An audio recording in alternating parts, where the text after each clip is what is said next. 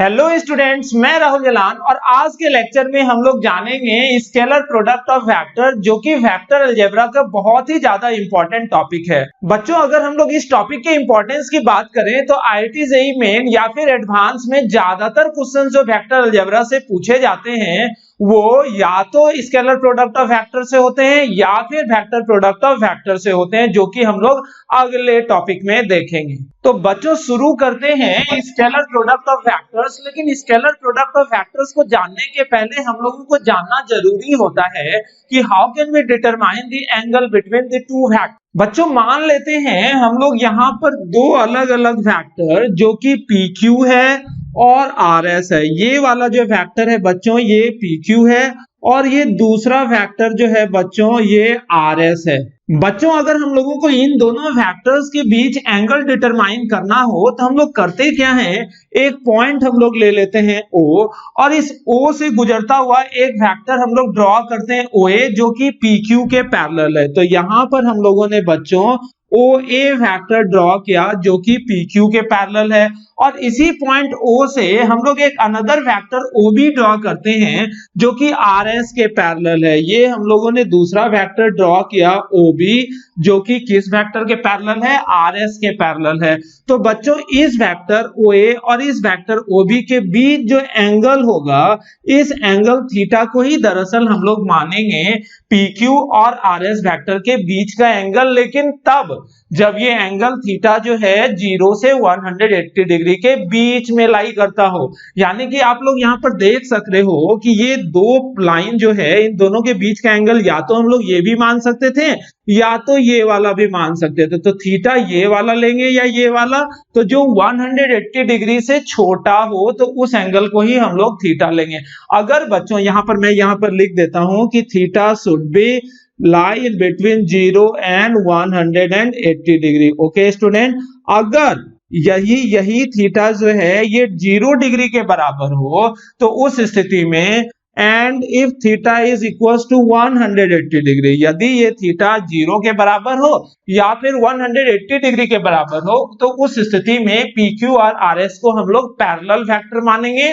लेकिन अगर ये थीटा जो है बच्चों याद रखना 90 डिग्री के बराबर हो, यानी कि ये दोनों वेक्टर एक दूसरे के परपेंडिकुलर हो, तो उस परिस्थिति में इन दोनों वेक्टर को हम लोग बोलेंगे परपेंडिकुलर वेक्टर या फिर ऑर्थोगोनल वेक्टर। ओके, तो बच्चों हम लोगों ने यहां पर एक नया शब्द जाना, वो क्या, ऑर्थोगोनल वेक्टर। तो आपसे कभी पूछा जाए व्हाट इज ऑर्थोगोनल वेक्टर, तो आप लोग क्या जवाब दोगे कि वो दो वेक्टर जो कि एक दूसरे पर परपेंडिकुलर हो या फिर वो दो वेक्टर जिनके बीच का एंगल वो 90 डिग्री के बराबर हो, तो उन दोनों वेक्टर्स को हम लोग या तो सिंपली परपेंडिकुलर वेक्टर बोल सकते हैं या फिर ऑर्थोगोनल वेक्टर बोल सकते हैं। ओके स्टूडेंट्स, बच्चों अब हम लोग मेन टॉपिक पर आते हैं और अपना मेन टॉपिक था स्केलर प्रोडक्ट ऑफ वेक्टर। तो आप लोगों को पता होना चाहिए कि स्केलर प्रोडक्ट ऑफ वेक्टर को ही हम लोग डॉट प्रोडक्ट भी बोलते हैं। हम लोग शुरू करते हैं स्केलर प्रोडक्ट ऑफ वेक्टर के बारे में जानकारी। यहाँ पर बच्चों हम लोग मान लेते हैं दो वेक्टर स्मॉल a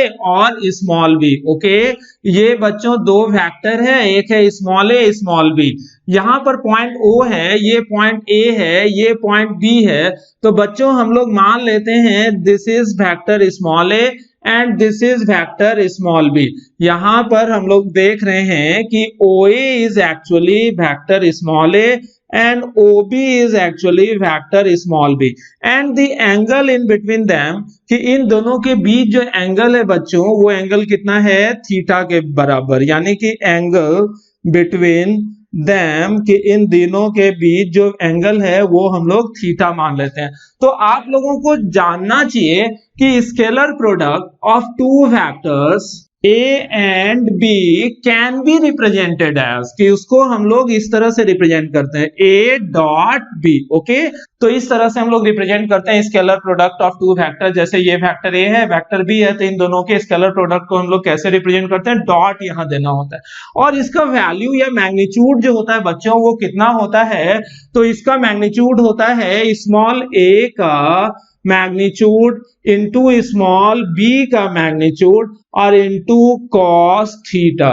तो ये वाला फॉर्मूला बच्चों आप लोगों को याद रखना है कि दो वेक्टर का डॉट प्रोडक्ट जो होता है वो क्या होता है, पहले वेक्टर का मैग्नीट्यूड गुना दूसरे वेक्टर का मैग्नीट्यूड गुना कॉस थीटा। और स्केलर प्रोडक्ट जो होता है ऑलवेज स्केलर, यानी कि दो वेक्टर के डॉट प्रोडक्ट जो होता है वो खुद भी क्या होता है बच्चों, स्केलर। तो वाजिब सा बात है कि जब हम लोग दो वेक्टर का डॉट प्रोडक्ट निकालेंगे तो रिजल्टेंट जो होगा उसका सिर्फ मैग्नीट्यूड होगा, डायरेक्शन तो हो ही नहीं सकता है। अब अगर क्वेश्चन इस तरह से पूछा जाए कि दो वेक्टर आप लोगों को दिया गया है, दोनों वेक्टर का मैग्नीट्यूड दिया गया है और दोनों वेक्टर का डॉट प्रोडक्ट भी दिया गया है, तो उस परिस्थिति में पूछा जाए कि अगर उन दोनों वेक्टर के बीच का एंगल थीटा है तो थीटा का वैल्यू हम लोग निकालेंगे वो कितना होगा। तो वो हम लोग कैसे निकालते हैं,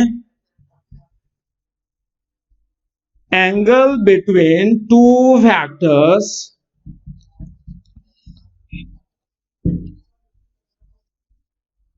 A and B can be given as, तो यहां हम देख रहे हैं इस वाले इक्वेशन से cos थीटा कितना हो जाएगा बच्चों, cos थीटा का वैल्यू हो जाएगा A dot B divided by magnitude of A into magnitude of B। Okay student, तो यहां पर से हम लोग थीटा का वैल्यू निकाल सकते हैं और theta is equals to cos inverse, हम लोग क्या लिखेंगे A डॉट बी। आप लोगों को पता होना चाहिए A डॉट बी जो भी कुछ होगा ये एक मैग्नीट्यूड होगा, इसका कोई डायरेक्शन नहीं है, ये स्केलर टर्म है, और डिवाइडेड बाय A के मैग्नीट्यूड इंटू B के मैग्नीट्यूड के।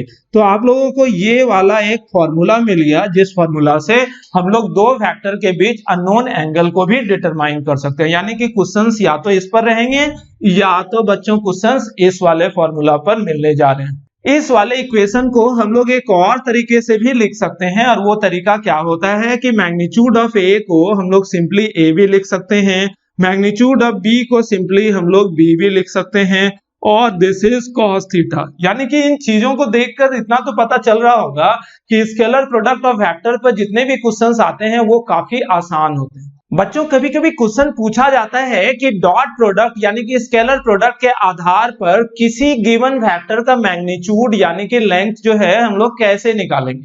तो हम लोगों को पता होना चाहिए कि चूंकि A dot B is equals to how much बच्चों, A का मैग्नीट्यूड इंटू B का मैग्नीट्यूड इंटू कॉस थीटा, ये तो अपने को पता है बच्चों। मान लेते हैं कि दूसरा वेक्टर भी A है, तो उस परिस्थिति में क्या हो जाएगा बच्चों, A इंटू A, यानी कि A dot A will becomes equals to A का मैग्नीट्यूड इंटू A का मैग्नीट्यूड इंटू कॉस 0 डिग्री होगा। बताओ तो क्यों 0 होगा, क्योंकि अगर दोनों वेक्टर सेम है, ये भी वेक्टर दोनों सेम है, तो दोनों के बीच का एंगल बच्चों कितना हो जाएगा 0, और cos 0 का वैल्यू अपने को पता है that is equals to 1। So A dot A बच्चों कितना हो गया, मैग्नीट्यूड ऑफ A का स्क्वायर इंटू 1, इसका वैल्यू 1 हो जाएगा और ये इतना गुना इतना स्क्वायर।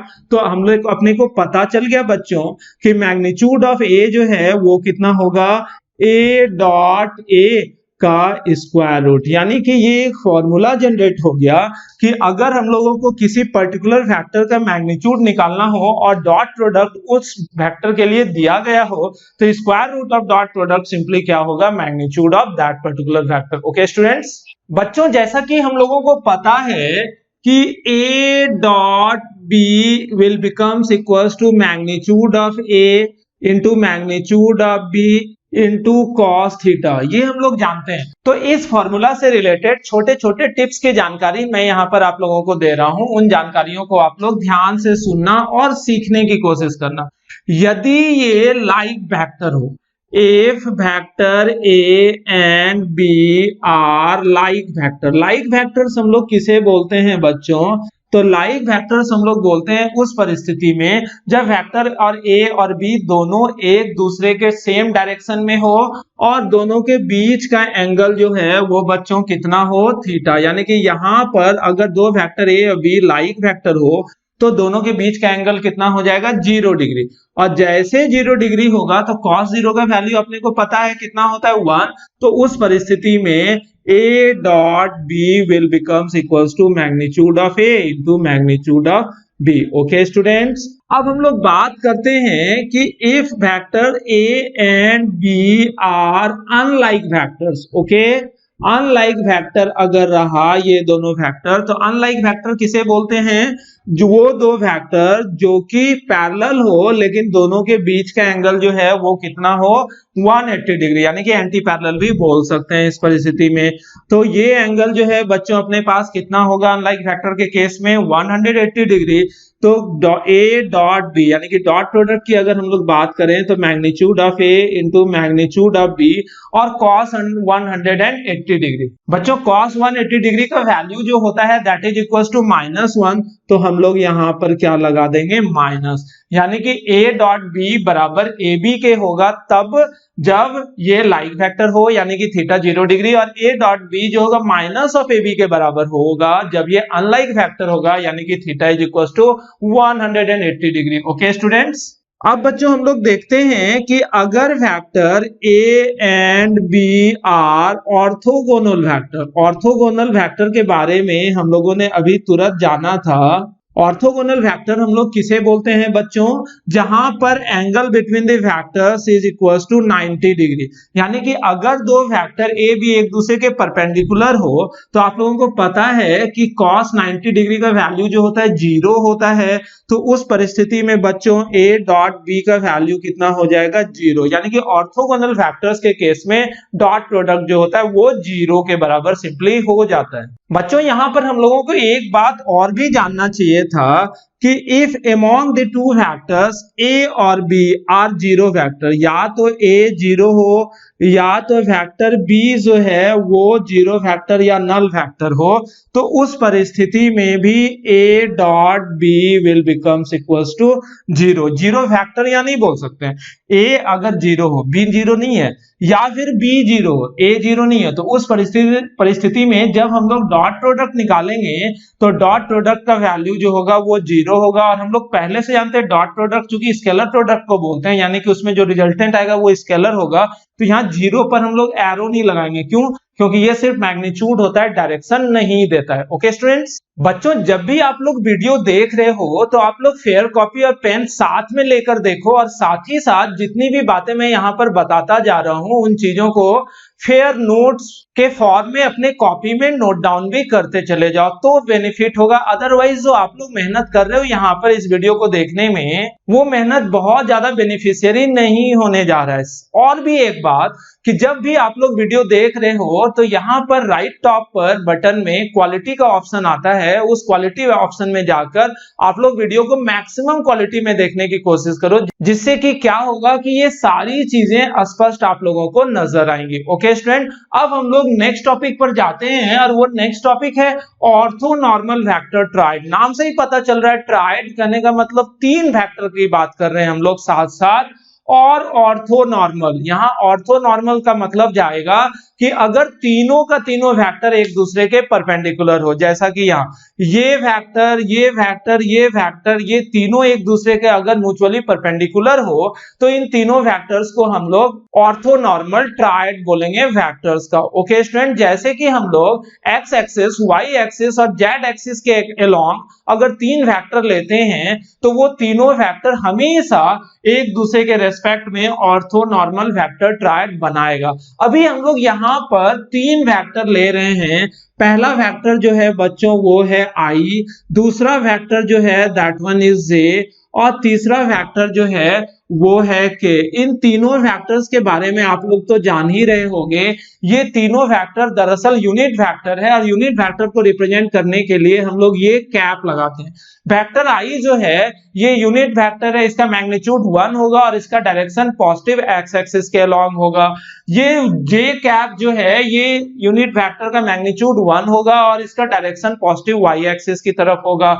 ये जो वेक्टर k है, k कैप, ये रिप्रेजेंट कर रहा है यूनिट वेक्टर जिसका मैग्नीट्यूड 1 होगा और इसका डायरेक्शन पॉजिटिव जेड डायरेक्शन की ओर होगा। तो ये तीनों वेक्टर चूंकि एक्स एक्सिस, वाई एक्सिस और जेड एक्सिस के अलोंग है, तो और तीनों एक दूसरे के म्यूचुअली परपेंडिकुलर है, इस वजह से ये तीनों वेक्टर ऑर्थोनॉर्मल वेक्टर ट्रायड कहलाएगा। अब ऑर्थोनॉर्मल वेक्टर ट्रायड की क्या क्या कहानी होती है वो हम लोग यहाँ पर देखते हैं डॉट प्रोडक्ट में, यानी कि स्केलर प्रोडक्ट में। यहाँ पर हम लोग क्या देख रहे हैं कि अगर हम लोग आई डॉट आई की बात करें, जे डॉट जे की बात करें और के डॉट के की बात करें, यानी कि दोनों लाइक वेक्टर्स है, दोनों सेम वेक्टर ले ले, तो आई डॉट आई क्या होगा, magnitude of I that is equals to 1, magnitude of next vector यानी कि i is equals to 1 into cos theta. यहाँ दो सेम वेक्टर है तो एंगल कितना हो गया 0, तो cos 0 is equals to 1 and that is equals to 1। उसी तरह से j डॉट j क्या होगा बच्चों, इसका मैग्नीट्यूड गुना इसका मैग्नीट्यूड यानी कि 1 इंटू 1 इंटू दोनों लाइक वेक्टर है तो एंगल कितना हो गया थीटा 0, तो cos 0 is equals to 1 that is equals to 1। k dot k का भी वैल्यू 1 इंटू 1 इंटू 1 ये कितना हो जाएगा बच्चों 1 के बराबर, यानी कि i dot I, j dot j और k डॉट k का वैल्यू 1 के बराबर होता है। ये बात आप लोगों को हमेशा याद रखना है इस चैप्टर के दौरान। दूसरा बात कि अगर हम लोग दो अलग अलग वेक्टर का पेयर बनाते हैं तो बताओ तो पेयर कितना हो सकता है, i डॉट j हो सकता है, j डॉट k हो सकता है, k डॉट i हो सकता है। उल्टा भी लिख सकते हैं बच्चों, j डॉट i हो सकता है, k डॉट j हो सकता है और i डॉट k हो सकता है। तो ऐसे हम लोग पेयर बना सकते हैं। तो इस परिस्थिति में जब हम लोग डॉट प्रोडक्ट निकालेंगे तो क्या होगा, i डॉट j का value magnitude of i into magnitude of j into angle in between them. चूंकि दोनों ऑर्थोगोनल वेक्टर है तो दोनों के बीच का एंगल कितना होगा 90 डिग्री और cos 90 का वैल्यू कितना होता है 0, तो इन दोनों वेक्टर का डॉट प्रोडक्ट जो होगा बच्चों कितने के बराबर हो जाएगा 0। j डॉट k कितना होगा, j का मैग्नीट्यूड 1, k का मैग्नीट्यूड भी 1 into angle in between them is 90 degree और cos 90 इज इक्वल टू 0, तो ये भी 0। इसी तरह से हर जगह बच्चों कितना आ जाएगा 0। क्यों हर जगह 0 आएगा बच्चों, क्योंकि हर जगह जो angle between the two factors है वो 90 डिग्री है और 90 डिग्री एंगल होने के वजह से cos 90 का वैल्यू कितना हो जाता है 0, जिस वजह से dot product two orthogonal factors का कितना होगा 0 के बराबर। ओके स्टूडेंट, तो यहाँ पर चीजों को हम लोग इस तरह से समझते हैं। इसका कंसिक्वेंस कैसे निकलता है, अगर बच्चों हम लोग यहाँ पर मान लें दो फैक्टर a और b को कंपोनेंट फॉर्म में, तो कंपोनेंट फॉर्म में दोनों फैक्टर को हम लोग कैसे लिख सकते हैं, मान लेते हैं a is equal to a1i plus a2j plus a3k। Okay, इसी तरह से वेक्टर b को कंपोनेंट फॉर्म में अगर हम लोग लिखें तो मान लेते हैं this is equal to b1i plus b2j plus b3k।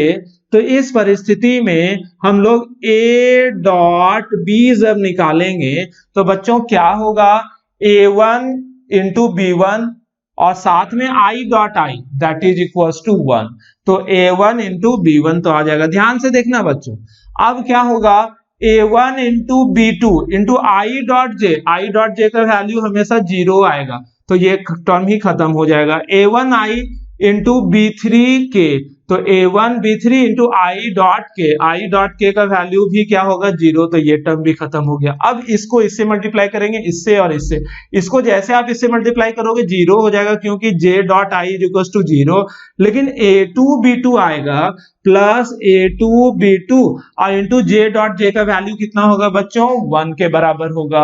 इसी तरह से तीसरा टर्म भी 0। अब इसको भी इससे भी मल्टीप्लाई करें, इससे भी और इससे भी मल्टीप्लाई करें, तो इसको जब इससे मल्टीप्लाई करोगे तो k dot i 0, k dot j 0, लेकिन k dot k is equal to 1, that's why यहाँ पर ये टर्म बच जाएगा a3 b3। तो ये भी आप लोगों को याद रखना चाहिए कि कंपोनेंट फॉर्म में जब हम लोग दो वेक्टर का डॉट प्रोडक्ट निकालते हैं तो that is equals to a1 b1 plus a2 b2 plus a3 b3। Okay students, बच्चों अब हम लोग बात कर लेते हैं projection of vector b on a। यहाँ पर क्या बात कर रहे हैं हम लोग कि अगर हम लोग दो वेक्टर को इस तरह से रिप्रेजेंट करते हैं, दिस इज OA, ये जो है बच्चों क्या है A पॉइंट है, तो ये जो हो गया vector, this is vector O A, और इसे हम लोग ए से रिप्रेजेंट करते हैं, यानी कि ये जो ए है this is actually O A. Okay student, अब जो ये दूसरा वेक्टर है बी, इसे हम लोग बी से रिप्रेजेंट कर सकते हैं।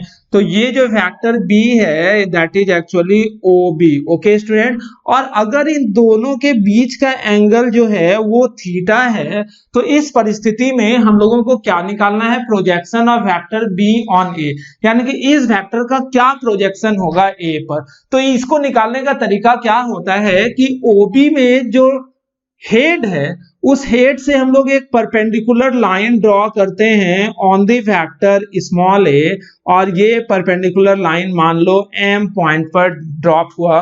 तो ये जो ओ एम होगा यहां पर here O M actually represent projection of vector, this is actually projection of vector b on a, ये वेक्टर b का प्रोजेक्शन a पर है तब, यानी कि ये पूरा सेगमेंट नहीं, इतना सा, और इतना सा सेगमेंट जो होगा आप लोग ट्रिग्नोमेट्री से भी देख सकते हो, अगर इस पॉइंट की लंबाई b है तो ये सेगमेंट की लंबाई कितनी होगी बच्चों, b cos थीटा, है कि नहीं, यानी कि ये वैल्यू जो होगा OM is actually equals to b cos theta, ऐसा होगा कि नहीं बच्चों।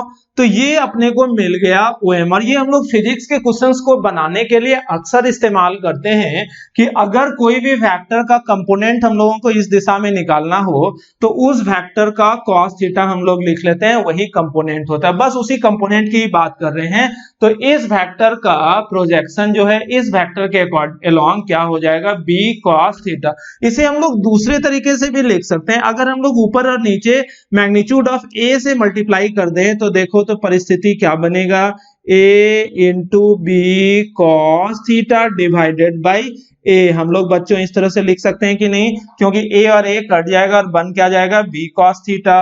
तो यहां पर आप लोगों को पता होना चाहिए कि a b cos theta is actually a dot b, है कि नहीं, a b cos थीटा किसके बराबर होगा बच्चों, a डॉट b के, और divided by magnitude of a। तो हम लोग projection of vector b on a को इस तरह से भी निरूपित कर सकते हैं, या फिर हम लोग इस तरह से भी निरूपित कर सकते हैं, दोनों एक ही बात है, और ये दरअसल OM को रिप्रेजेंट कर रहा है। ओके स्टूडेंट्स, तो बच्चों आज के लेक्चर में हम लोगों ने इतना चीज जाना, और इन चीजों से संबंधित बहुत सारे थ्योरम्स के बारे में जस्ट हम लोग नेक्स्ट लेक्चर में देखेंगे, जिसका वीडियो आज ही अपलोड हो जाना है यूट्यूब पर। तो प्लीज आप लोग इस वीडियो को कंप्लीट करने के बाद जस्ट उस वीडियो को भी साथ में ही देख लो, क्योंकि ये दोनों वीडियोस एक दूसरे से संबंधित है। उस वीडियो में स्केलर प्रोडक्ट ऑफ वेक्टर से संबंधित बहुत सारे थ्योरम्स को हम लोग जानेंगे, और साथ ही साथ स्केलर प्रोडक्ट ऑफ वेक्टर से संबंधित जितने भी तरह के क्वेश्चंस होते हैं उन चीजों को जानेंगे।